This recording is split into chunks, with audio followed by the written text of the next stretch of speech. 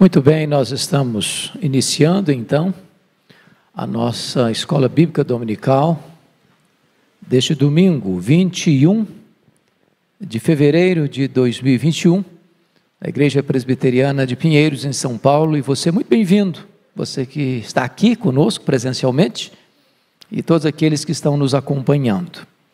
Nós estamos expondo agora a carta aos Hebreus, e eu peço que você abra sua Bíblia comigo, em Hebreus capítulo 2. Hebreus capítulo 2. Nós vamos ler versos 1 a 4. Hebreus capítulo 2, versos de 1 a 4. Está escrito o seguinte: por esta razão, importa que nos apeguemos com mais firmeza às verdades ouvidas, para que delas jamais nos desviemos. Se, pois, se tornou firme a palavra falada por meio de anjos, e toda transgressão ou desobediência recebeu justo castigo, como escaparemos nós, se negligenciarmos tão grande salvação, a qual, tendo sido anunciada inicialmente pelo Senhor, foi-nos depois confirmada pelos que a ouviram, dando Deus testemunho, juntamente com eles, por sinais, prodígios e vários milagres, e por distribuições do Espírito Santo, segundo a sua vontade. Amém. Eu quero então pensar com você sobre o tema uma solene advertência contra a negligência. Bom, vamos mais uma vez situar brevemente o contexto para você entender esta passagem. O autor aos Hebreus, que nós não sabemos exatamente quem é, escreve para o povo que está disperso, para uma comunidade de crentes judeus, que em face da perseguição que veio ao mundo, muitos perderam suas casas, muitos perderam a sua liberdade, muitos perderam a sua própria vida. E em virtude dessa perseguição, aqueles que haviam se convertido do judaísmo para o cristianismo, em face dessa perseguição, estão sendo tentados a abandonar o cristianismo e retornar ao judaísmo, para fugirem da perseguição. Então, o autor aos Hebreus escreve para essa comunidade, alertando-a de que abandonar a Cristo e voltar para o judaísmo é um caminho de apostasia e de morte. Porque o judaísmo se consuma no cristianismo. O Antigo Testamento é sombra, o Novo Testamento é realidade.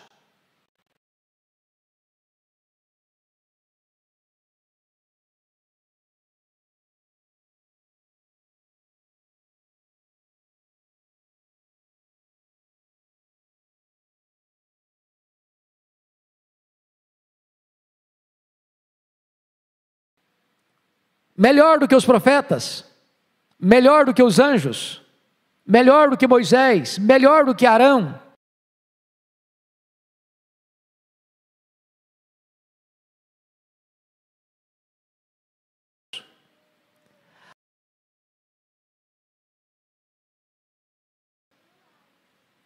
O santuário de Jerusalém. Então, consumar no Novo Testamento, e todos os símbolos do Antigo Testamento se cumprem em Cristo. A revelação de Deus foi progressiva até Jesus, mas não depois de Jesus. Deus falou muitas vezes, de muitas maneiras, aos pais, pelos profetas, mas agora Ele nos fala pelo Filho. Então, depois que chegou o Filho, não tem mais novas revelações. A revelação se planificou e não pode avançar a partir daí. Então, o que o autor aos Hebreus está mostrando? No capítulo 1, a tese dele foi provar que Jesus é superior aos profetas, nos versos 1 a 3. E depois provar que Jesus é superior aos anjos, no capítulo 1, versos 4 a 14. Agora notem vocês que ele usa a seguinte expressão no verso 1: por esta razão. Uma vez que Jesus é superior aos profetas, uma vez que Jesus é superior aos anjos, por esta razão, importa que nos apeguemos com mais firmeza às verdades ouvidas, para que delas jamais nos desviemos. Ele está mais uma vez chamando essa atenção: olha, não abandone a fé por causa da perseguição, não abandone a fé por causa das pressões. Em vez de você se desviar, apegue-se ainda com mais firmeza. Agora notem, ele está mostrando que nós não podemos nos desviar, não apenas por causa da superioridade da própria revelação, mas também por causa da suprema grandeza do revelador divino. Então eu chamo a sua atenção que esta mensagem que foi dada aqui nesse texto pode nos levar a algumas lições, e eu passo a apresentá-las a vocês a partir desse momento. Primeiro, a suprema importância do Evangelho. Você pode ler comigo com voz bem alta e clara o verso 1, vamos juntos? Por esta razão, importa que nos apeguemos com mais firmeza às verdades ouvidas, para que delas jamais nos desviemos. Então vamos entender isso aqui. Tanto o Antigo Testamento quanto o Novo Testamento nos foram dados por Deus. Porém o Antigo é sombra, o Novo é realidade. Realidade. Então ambos foram revelados por Deus. Mas o Novo Testamento tem uma dignidade maior e maior importância.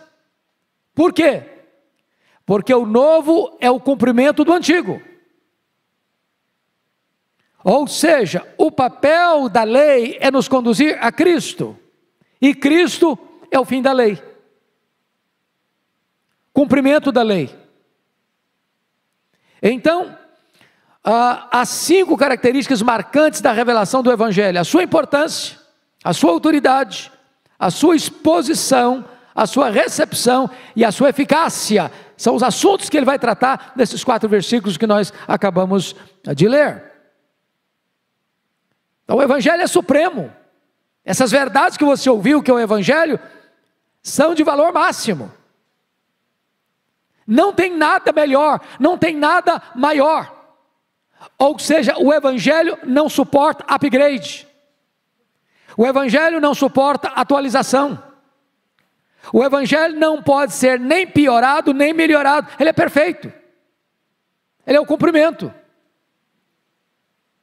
Desta forma, por esta causa, você precisa se apegar com mais firmeza a essas verdades ouvidas. Em vez de você se desviar, se apegue. Em vez de você se descomprometer, comprometa-se. Em vez de você ter uma atitude de negligência, faça uma aliança, um compromisso, se apegar ainda mais a essas verdades. Mas em segundo lugar, veja comigo uma solene advertência à igreja, que está aí no versículo 1. Qual é a advertência que está escrita aí? Por essa razão importa que nos apeguemos com mais firmeza às verdades ouvidas, para que delas não nos desviemos. Então, há aqui um compromisso e há aqui um perigo. Qual o compromisso? Nos apegarmos com mais firmeza. Tem gente que se apega, mas assim, meio corda bamba, sabe? Sem firmeza. Bate um vento, ele desapega. Surge uma tribulação, ele desapega. Surge uma doença, ele desapega. Fica desempregado, se desapega, se decepciona. Com mais firmeza. Porque qual é o risco, qual é o perigo? Se desviar, sair do caminho, pegar um atalho, botar em dúvida, botar em xeque. Você sabe que a maior tentação que levou à queda dos nossos pais não foi um pecado moral, não foi sexo, não foi dinheiro. Foi o quê? Botar em dúvida a palavra de Deus. É assim mesmo que Deus disse. Quando você começa a colocar em dúvida esta suprema revelação e final revelação de Deus, você está dando um passo em falso para sair do caminho, ou seja, se desviar. Então é essa solene advertência. Mas os crentes são exortados aqui, e eu preciso enfatizar esses dois perigos aqui, um positivo e um negativo. Qual o positivo? Apegar-se com mais firmeza. Qual o negativo? Se desviar. Se desviar. Maiores privilégios, qual é a frase que nós conhecemos? Maiores responsabilidades. Você tem mais responsabilidade de estar firme do que os judeus que viveram antes de Cristo tinham em se apegar à verdade que eles conheciam. Porque você tem maiores privilégios. Agora, o que significa essa expressão, para que dela jamais nos desviemos? Essa palavra desviemos, na língua grega, ela era usada para um barco empurrado por uma forte correnteza, sendo varrido por um forte vendaval, e a única chance desse barco não ser destruído pela fúria das ondas, era estar atracado no cais, no porto, à margem. O que significa isso? Essa figura é muito importante. Meus irmãos, se nós não atracarmos o nosso barco, a nossa fé, no porto seguro, se nós formos arrancados desse porto seguro, e o nosso barco ficar vagando a céu aberto, a mar aberto, na tempestade, nós vamos ser destruídos. Não tem chance, não tem esperança. Se desviar, é tragado mesmo. É tragado mesmo. Voltar ao judaísmo era cortar essas cordas, era deixar o barco à deriva, e o autor está dizendo, nos apeguemos com mais firmeza. Por isso essa palavra foi usada por outros autores gregos, como o desviar-se, como alguma coisa que se afasta, como por exemplo, uma flecha que você joga, quanto mais a flecha é jogada, ela vai se afastando, se desviando, ou como um anel que escorrega do seu dedo, ou como uma ideia que foge da sua mente.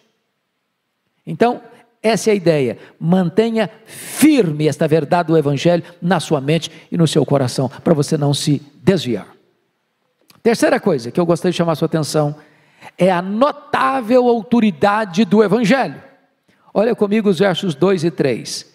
Se, pois, se tornou firme a palavra falada por meio de anjos, ele está se referindo à lei,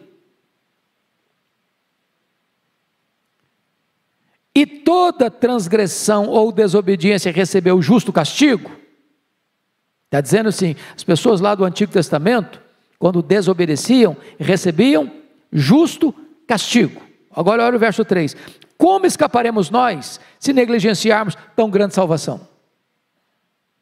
A qual, tendo sido anunciada inicialmente pelo Senhor, foi-nos depois confirmada pelos que a ouviram. Então vamos entender aqui algumas coisas. Ele está mostrando que lá na antiga aliança, quando alguém transgredia, ele recebia o quê? A justa punição. Para cada transgressão, há um castigo. Pense comigo só naquelas pessoas que saíram do Egito. Quantas pessoas eram? Quem lembra? Quantas pessoas tinham saído do Egito? 600 mil homens, fora mulheres e crianças. O cálculo razoável era em torno de 2 milhões de pessoas. Eu pergunto a vocês, desses 2 milhões de pessoas que saíram do Egito, quantas delas entraram na terra prometida? Quantas? 2 pessoas. Para cada 1 milhão, só entrou na terra uma pessoa. Toda aquela geração que saiu do Egito, exceto 2 pessoas, Josué e Caleb, morreram no Egito, morreram no deserto. Mas morreram por quê? Transgressão, transgressão, transgressão.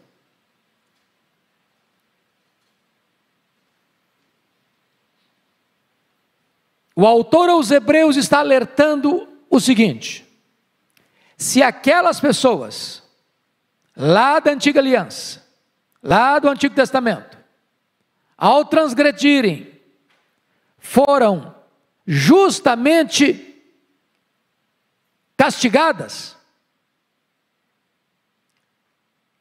como escaparemos nós? Se negligenciarmos tão grande salvação? Não pense você que Deus vai amaciar, contemporizar, fazer vistas grossas, deixar de exercer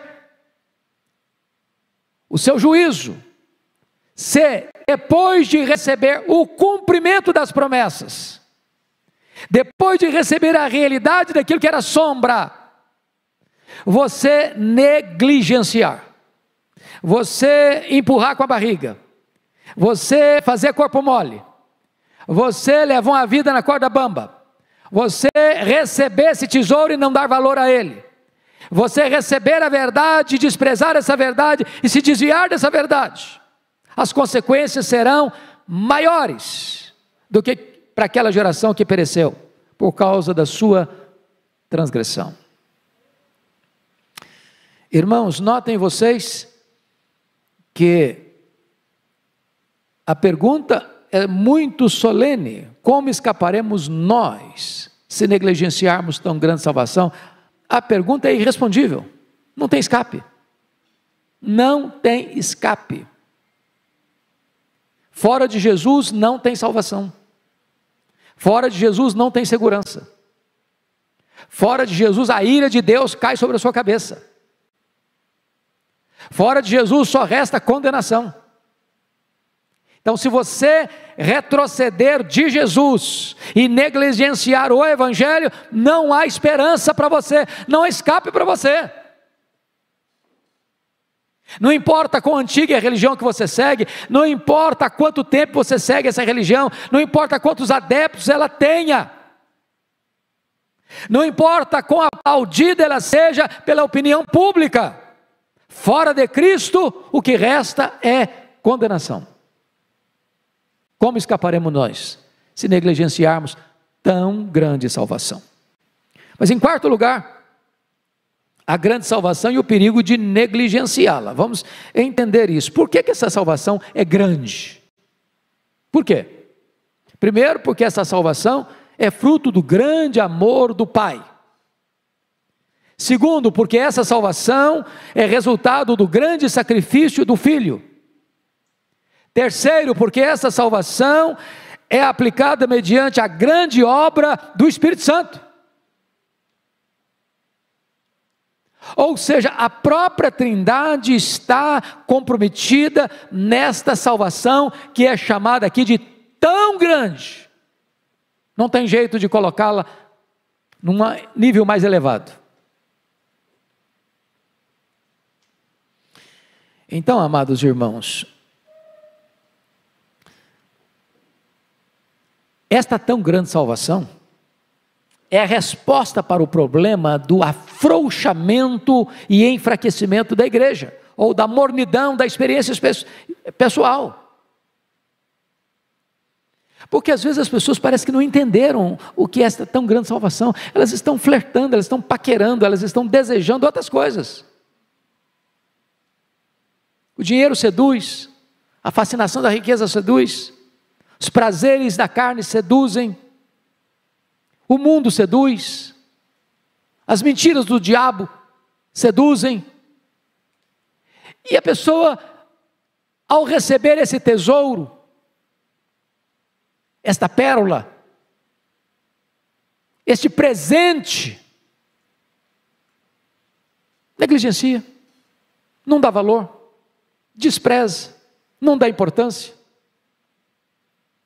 Ouviu, abraçou, mas agora por causa das pressões, ele é tentado a abraçar outra coisa, ou a retroceder a vida de outrora. Então vamos olhar aqui alguns aspectos. Primeiro, o perigo da negligência. 3A, como escaparemos nós? Como escaparemos nós? A ideia aqui é a mesma aquela parábola que Jesus contou, que o rei deu uma festa, deu um banquete e mandou os seus servos levar o convite. Um deu uma desculpa, não, eu não posso não, porque comprei um terreno, tem que visitar o terreno. O outro, não posso não, porque comprei um junto de bois, tem que treinar os bois. Não posso não, porque tem casamento marcado. E cada um dá a sua desculpa. Negligência, desprezo, descuido, falta de atenção. Ou seja, Deus está dizendo para a pessoa, olha, a única maneira de você escapar da condenação é essa porta aqui. Esse caminho aqui. Ou você entra por essa porta, ou você anda por esse caminho, ou você está perdido. E a despeito de Deus alertar, a despeito de Deus preparar tudo, a despeito de Deus realizar tudo, e oferecer de graça o presente, o cara negligencia. Aí não tem escape. A questão não é que não tem perdão para ele, a questão é que ele não quer o perdão. Não é que não tem salvação, a salvação foi oferecida e ele rejeitou.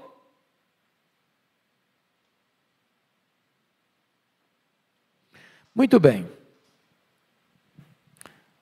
Eu pergunto a vocês hoje, no cenário religioso brasileiro e mundial, vocês acham que o genuíno evangelho tem sido negligenciado? Vamos pensar comigo aqui. Liberalismo teológico. O que é o liberalismo teológico? É quando o racionalismo entrou na teologia.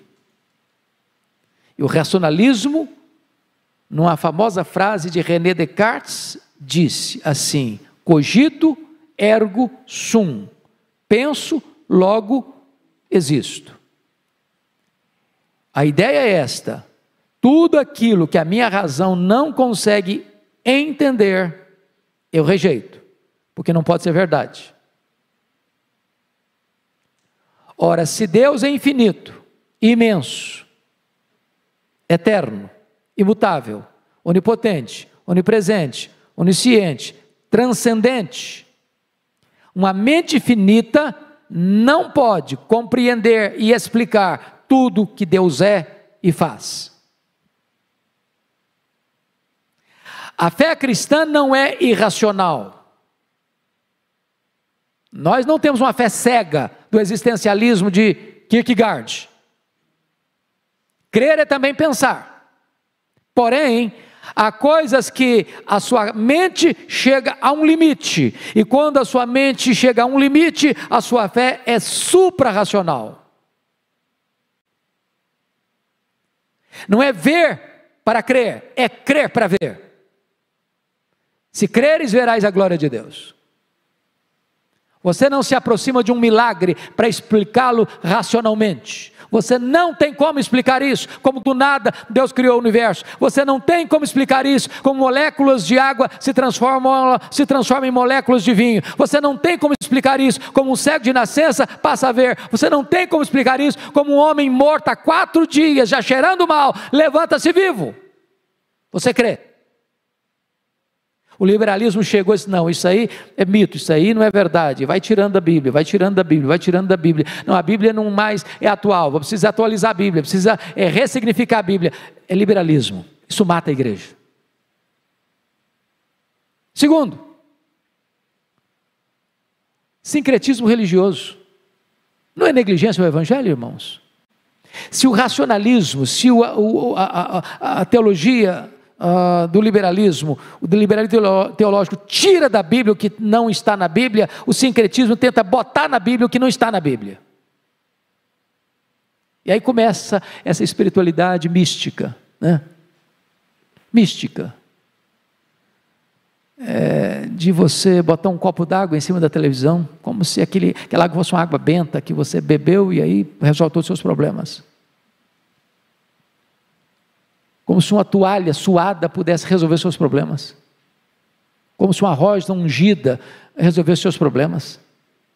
E aí cria uma série de figuras, mecanismos para ludibriar o povo, para enganar o povo, para manter o povo prisioneiro de um misticismo pagão, em nome de igreja evangélica.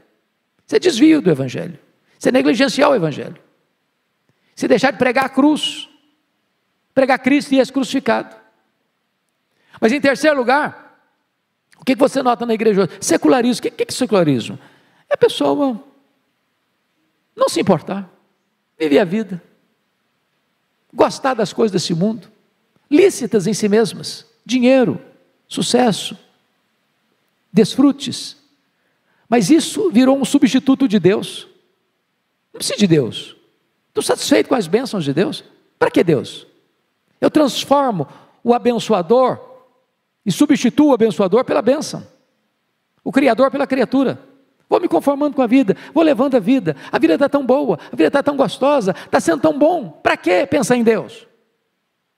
E desta maneira as pessoas vão se conformando, irmãos, com esse século, vão se adaptando. A vida cristã vai se apagando, as igrejas vão ficando vazias e os estádios de futebol cheios. A secularização está entrando sorrateiramente. E aí você começa a perceber que outras teologias vão entrando, como na década de 60 entrou a teologia da libertação, transformando o evangelho glorioso de Cristo apenas numa plataforma social. Então o que é conversão? Dar comida para o povo. Dar comida para o povo é importante, mas não como substituto do evangelho, mas como uma evidência do evangelho. Foi a chamada marxistização da teologia. Igrejas que abraçaram ideologias de esquerda marxista, em nome da fé cristã. E muito bem disse Aníbal Pereira Reis, que foi um dos maiores apologetas do Brasil, um padre convertido a Cristo, depois tornou-se pastor batista, um dos grandes escritores da década de 80, ele disse que teologia da libertação não é nem teologia, nem libertação. E ele diz que os teólogos da libertação são teologastros liberticidas. Mas aí vem a chamada teologia da prosperidade, desvio do evangelho, onde as pessoas não querem buscar o reino de Deus, a juntar tesouros lá em cima, onde nem a traça, nem a ferrugem corrói, mas querem construir um paraíso aqui. Então ser abençoado é ter dinheiro. Crente não anda de Fusca. Aliás, hoje andar de Fusca é chique, né? Mas crente tem que morar em mansão. E nenhum problema de crente morar em mansão, nenhum problema de crente ser rico, nenhum problema de crente ter avião, nenhum problema de crente morar num palácio, nenhum problema de crente ter riqueza. O problema é que quando a riqueza é um fim em si mesmo e não um meio, aí é um problema. É um problema. É o tema que eu vou tratar, se Deus permitir, no culto das 11 horas da manhã.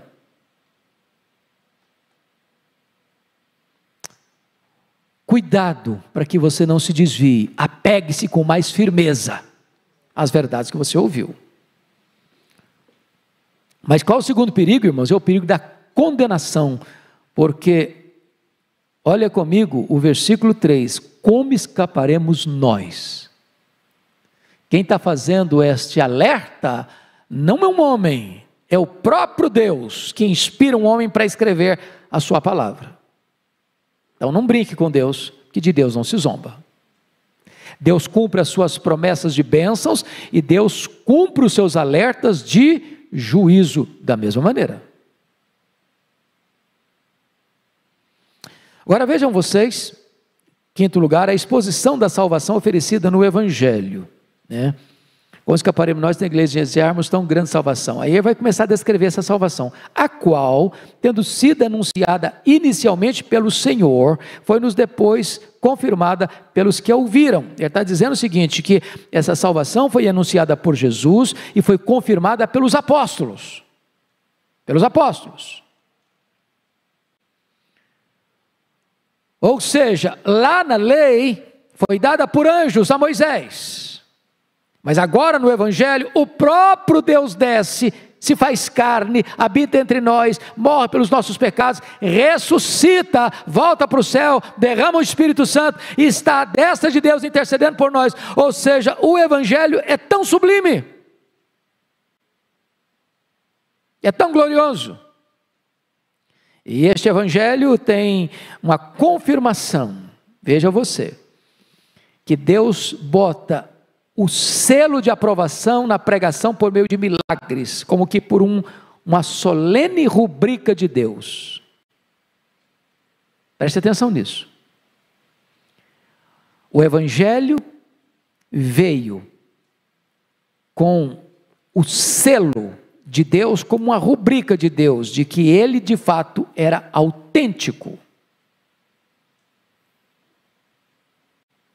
Milagres operados por Jesus, milagres operados pelos apóstolos de Jesus, como um selo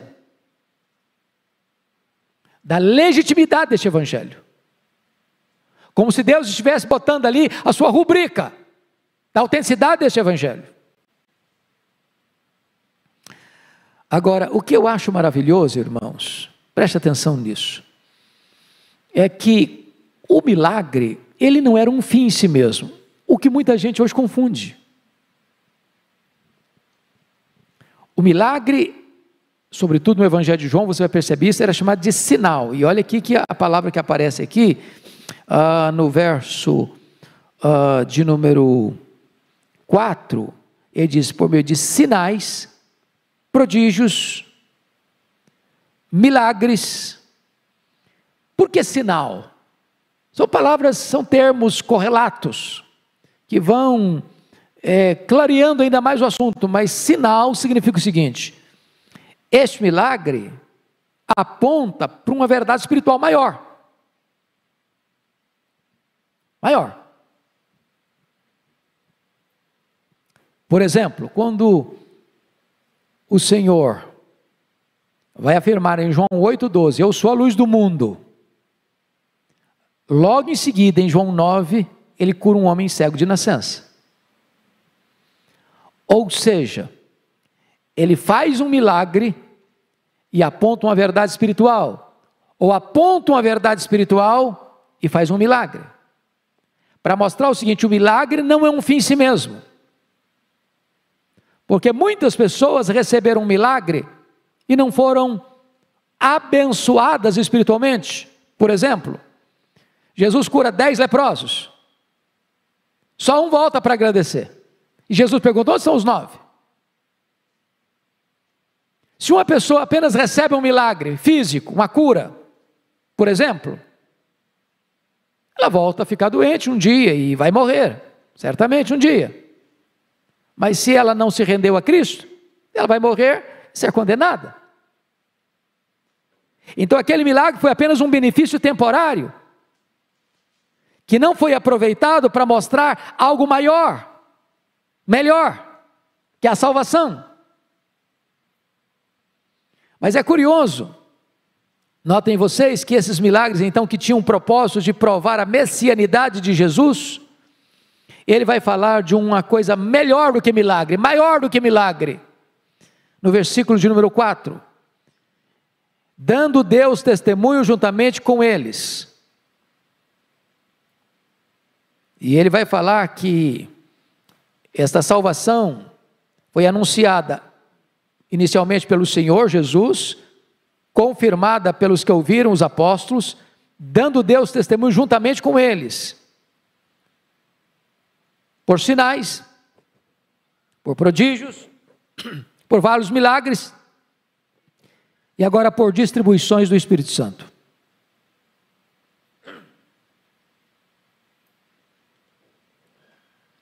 Preste bem atenção nisso. Aqui está a dádiva suprema de Deus. Melhor do que receber um milagre é receber a distribuição do Espírito Santo.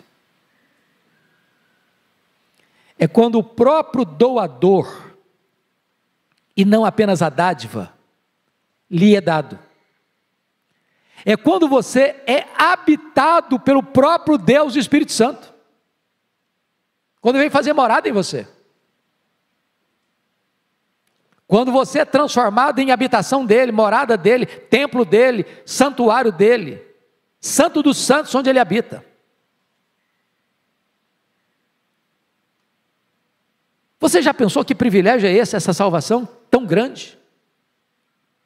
A ponto de Deus não apenas dar a você a vida eterna, mas o próprio Deus vir morar em você, habitar em você, encher você de dons, de poder, equipar você para uma vida vitoriosa.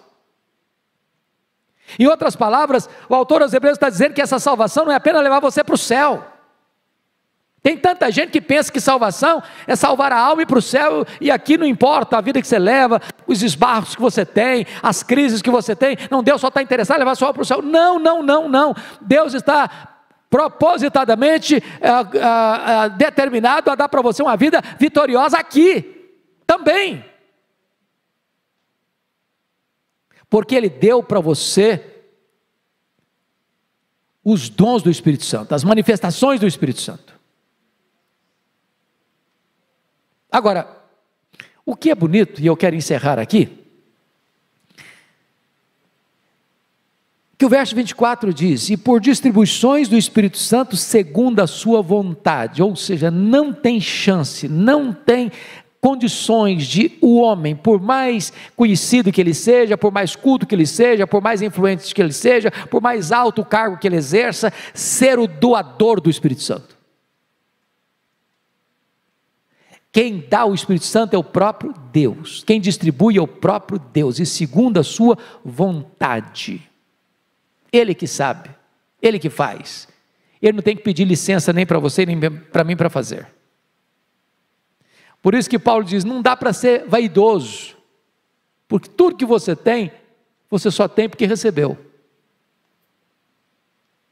Se você tem este dom, aquele dom, ou vários dons, se você tem talentos e vários talentos, se você foi dotado por Deus de capacitações especiais, não bata palmas a você mesmo, não toque trombetas.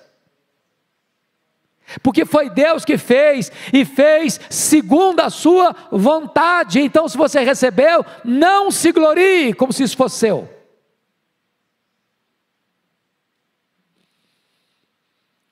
Eu quero concluir então dizendo o seguinte, irmãos: nós recebemos uma grande salvação, uma tão grande salvação.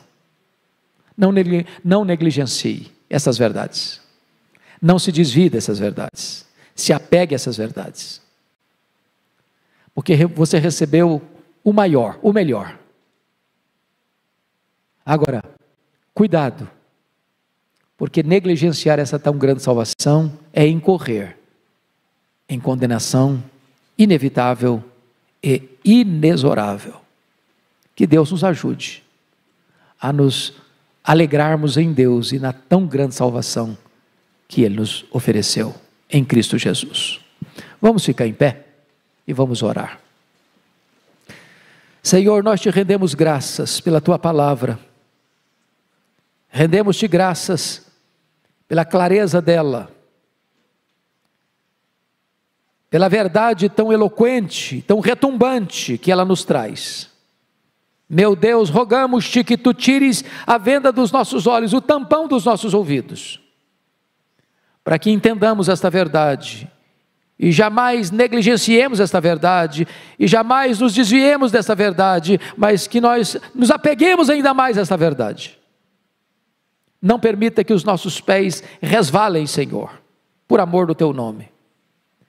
E dá-nos a bênção de compreender quão valoroso este Evangelho, quão precioso este Evangelho, que foi confirmado com sinais, prodígios e muitos milagres, com demonstrações do Espírito Santo, que nos foi dado segundo a tua vontade. Bendito é o teu nome por isso.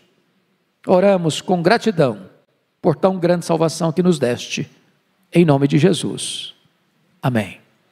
Assentem-se, queridos. Muito obrigado pela companhia de vocês. Deus abençoe você que está nos assistindo online. Um grande abraço a todos. Muito obrigado.